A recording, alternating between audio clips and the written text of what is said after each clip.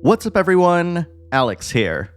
I've been talking about Soul Hackers 2 quite a bit recently, and in case you haven't seen it yet, I made 3 videos on the game. One's a review, the other one's a combat guide, and the other one is a very specific guide for a section of the game that could be ambiguous to some people.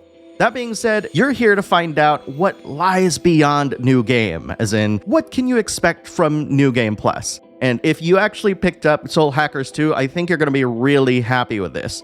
Now, before I begin, all of the gameplay that's being shown in the background are not from New Game Plus. I want to make that a secret for you all. So don't worry about any spoilers whatsoever. It's literally just going to be dungeon runs in the background.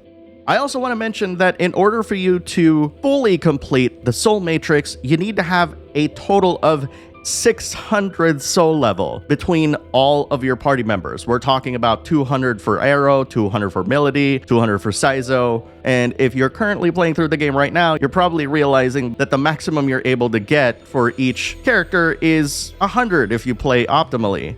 This is where New Game Plus comes in, because with every New Game Plus, we're talking second, third, or fourth, it can double, triple, quadruple, depending on what New Game Plus you're on.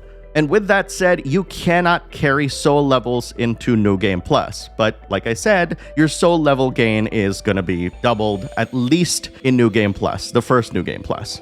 In addition to the increased rate of growth for soul levels, there's also going to be additional hangouts. And I just want to say, like, the first time I saw the hangout, I was like thinking to myself, wait, are we sure this didn't exist in the first playthrough?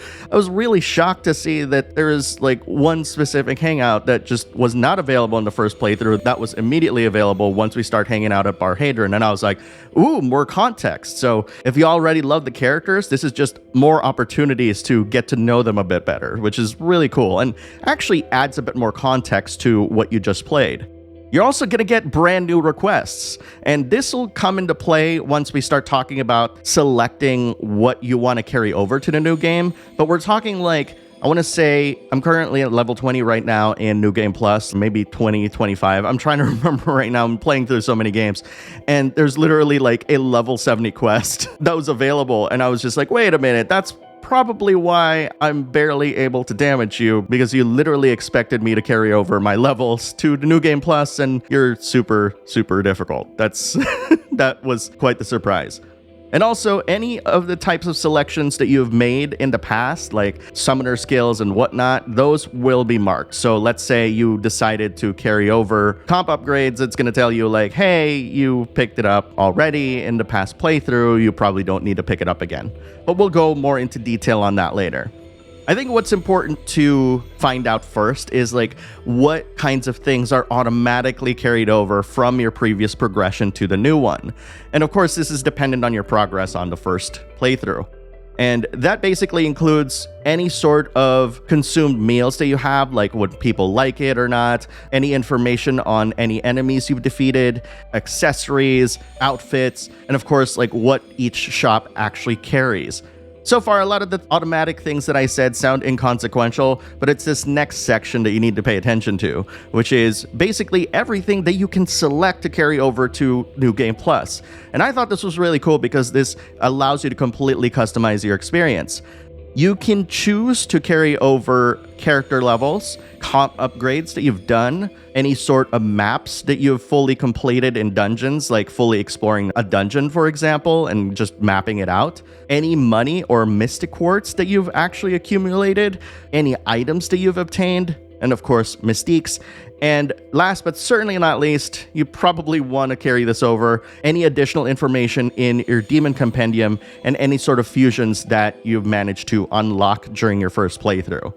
So I said a whole lot of things, but the bottom line is that the New Game Plus actually has incentive for you to actually play through it again. Now, I will say that while I didn't carry over character levels in my New Game Plus, I did set the difficulty to hard mode, and the enemies didn't really do anything new because of all the other things that I carried over. It did trivialize the experience. So if you're kind of concerned that you can't play through hard mode via New Game Plus, I'm just going to tell you now that you shouldn't worry about it, especially if you've been following all the advice that I gave in my combat guide that I released recently.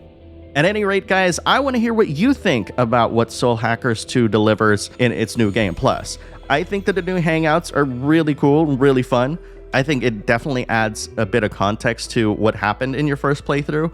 And I also love that they actually took the time to have requests in the event that you did carry over your levels and stuff. Like, it was just really surprising to encounter that so early on, but it was really cool to kind of see the developers trying something new and giving you a somewhat altered experience from your first playthrough in your second playthrough. In fact, what's really interesting is that every time you start New Game Plus and look at your save file, it actually has the word season in it. In my case, it's season 2. It's like a TV show almost. I just really like that one detail. But I want to hear what you think of all of this. Post your thoughts in the comments below and let's talk about it. And if you're a fan of RPGs, Japanese games, niche titles, and more, please consider giving this a like and subscribe to the channel for future coverage. Thank you very much for watching, and I'll see you in the next video.